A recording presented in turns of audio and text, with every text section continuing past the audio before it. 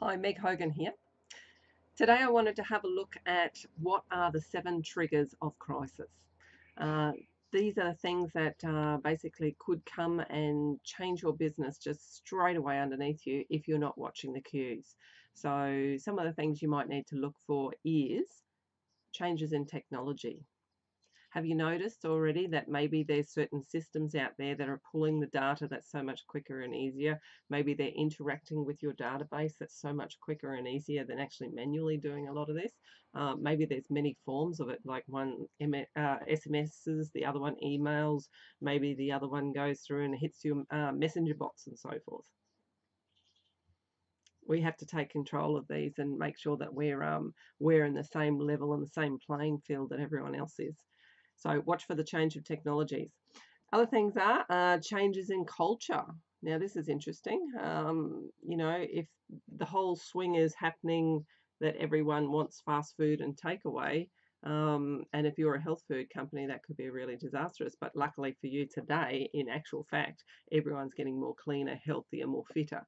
Um, so we're actually finding that if you're in fast food, junk food, heavy pollutants, heavy fats, you're sort of being swung away at the moment. So that's your change of culture. Change in economy. Now, if the dollar value is not working for you anymore, maybe you're getting goods from overseas and so forth, and the dollar value has now just taken all your profits. That's something definitely to watch out for, and that is actually very volatile. So you always have to be watching the cues then of when to buy and when not to buy. Changes in customers' lives. Now, this is going to affect everyone.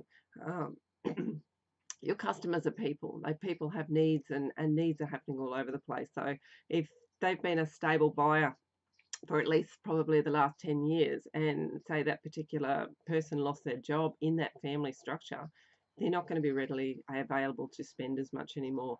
Um, we need to just keep a real good eye on that and watch by nurturing our database to sort of see, is there other opportunities we can offer them back so they begin to purchase with us again. Changes in employees' lives. Now, your team is everything that holds up your business if you've got a team. The team is basically what's out there selling to the customer, and they're getting a good rapport with them.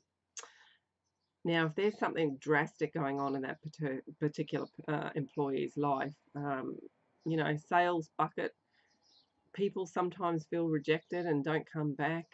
There's lots of things that could actually be happening there, and it could be just the personal life is coming into the business world.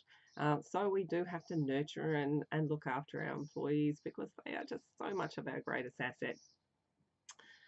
Changes in your life stage. Gosh, we're just never all just going around just on one cue there.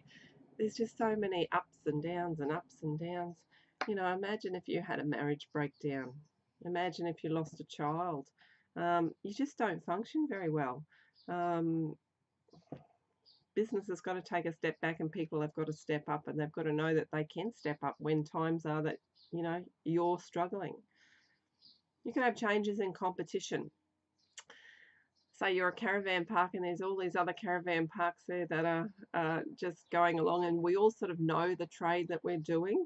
And then all of a sudden, someone builds a caravan park right near the area that would service your 4-hour people.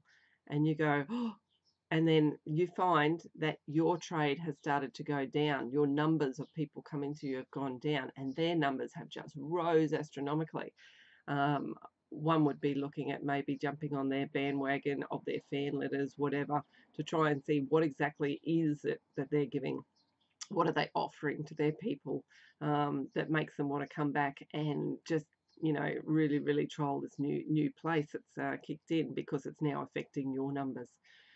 So these are the triggers of crisis, and you need to be aware of them constantly. And that weekly meeting that you should be having probably with your staff and so forth, talking about innovation, talking about strengths and weaknesses, whatever else. This is perfect for that, just to see what sort of things are coming up, what are you sort of feeling about it, and having a little bit of pros and cons about, well, if this happens, we're going to jump in and do this.